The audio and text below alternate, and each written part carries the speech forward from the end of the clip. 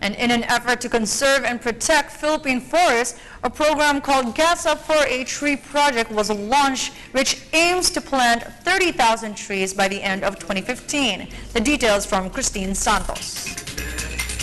It must have been an effort for them to climb a mountain just to plant trees in Bataan National.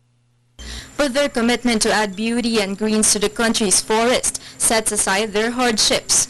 Presidential Advisor for Environment Protection, Nerius Acosta, led the implementation of this campaign, which also aims to monitor trees as it grows. Kabahagi po tayo sa puno, kabahagi po tayo sa hangin at sa lupa, sa bundok, sa ilog, dahil tayo po ay likha lahat din ng may kapal na kakabahagi. Hindi po tayo hiwalay sa kalikasan. Kaya itong pagtatanim po natin, parang tinatanim na rin po natin ang ating diwa bilang mga mamamayang nagmamahal sa kalikasan.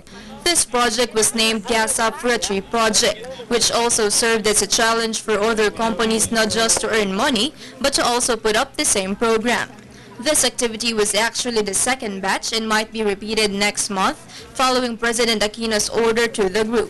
We would like to plant around 10,000 trees.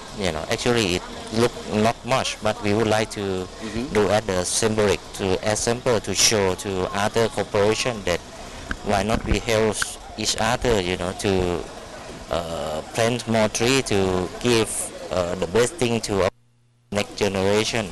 Students, NGOs, and indigenous people also joined the activity to assure planting of 30,000 trees before the end of 2015.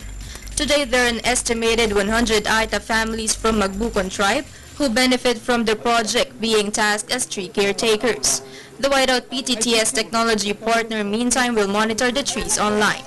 Meaningful itong kanilang ginagawa at alam nila na in 7 years, ito ay magiging laganap ng forest.